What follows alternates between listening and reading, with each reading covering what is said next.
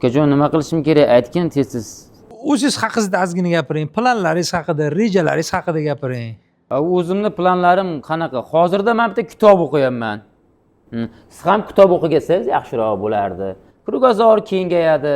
Yapon yozuvchisi yozgan. Ya'ni noldan ko'tarilish, oyoqqa turib olish, tiklanish, shular haqida. Xudo xolasa mana shu KFClarga o'xshagan bir oshxona ochib, boyib, qariganimda millioner bo'lib yotish. Eshak go'shtidan ovqat qilibmi? Ya bo'ldi-da endi. Ustidan kulurmagani, harakat qilayotgan ekanlar-yu. So'rayapsizlar savol, javob beryapman. Yoki qo'yib yuboringlar, men tirikchiligimni qilay. Sastoringiz ham yoni. Bitta. Bo'pti, davaychi. To'xtang. Haq ketasiz. O'tiring, hali suhbatimiz tugagani yo'q. Normal savollardan ber. Nariyoq qarab gapiravering. Sasib ketyapti hamma yoq. Bitta mana ani ko'chada hozir import bo'lmish, nimadir bo'lmish, yana qanaqadir bo'lmish, klichkalar ko'payib ketdi. Sizda ham bormi klichkangiz? Mard bo'lganman. Nomard? Mard. Jasur demoqchilar, jasur.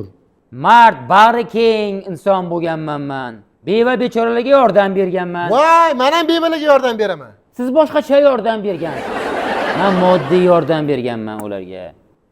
Hozir ham shu ahvolda bo'lsam ham mardlik qilib yuribman.